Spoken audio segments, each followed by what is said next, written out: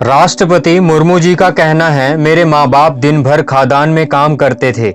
मेरे दो बड़े भाई और बहन भी थी। हम सभी एक छोटी सी झोंपड़ी में रहते थे। जब बारिश होती थी तो झोंपड़ी में पानी भी टपकता था। मेरे माँ बाप खादान में मेहनत करते थे, परंतु उन्हें इतने पैसे नहीं मिलते थे कि परिवार का पालन पोषण किया जाए। उन्हें दूसरा कोई काम भी तो नहीं मिल रहा था। खादान में काम करना मतलब कड़ी मेहनत करना। राष्ट्रपति मुर्मू जी कहती हैं कि मैं 4 साल की थी जब मेरे माँ बाप और दोनों भाई ढेर सारी बीमारियों की चपेट में आ गए थे।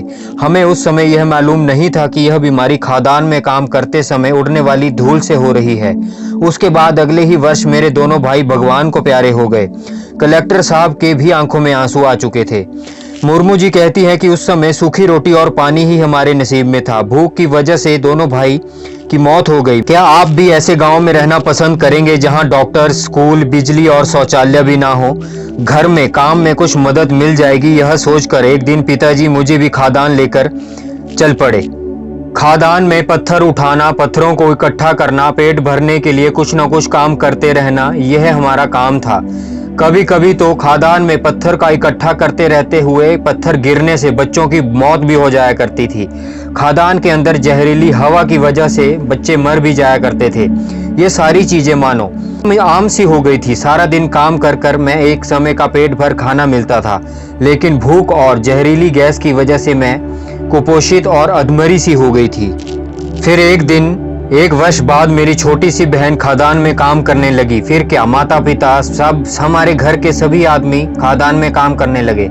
लेकिन एक दिन अचानक से मुझे तेज बुखार था। मैं खादान पर नहीं जा सकी। अचानक जोरों की बारिश शुरू हो गई। खादान में काम करने वाले सैकड़ों मजदूर फंस गए।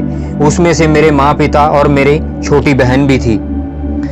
लोगों का, मेरी सहेलियों का, बच्चों का कहना है कि आप अपने सुंदर चेहरे को चमकाने के लिए कुछ मेकअप क्यों नहीं करती? तो मैं इसी बात के लिए बताने वाली हूँ कि चेहरे पर मेकअप क्या करूँ? खुद के भाइयों की याद में पेट भर खाना कैसे खाऊं?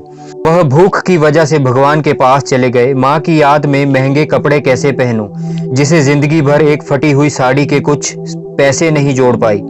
जब राष्ट्रपति जी जाने लगी तब सभी लोग खड़े हो गए। सबकी आंखों में आंसू टपक रहे थे, लेकिन सर गर्व से ऊंचा था। इतने सालों के अथक कष्ट और मेहनत के बाद द्रौपदी मुर्मू जी भारत की 15वीं राष्ट्रपति बनी।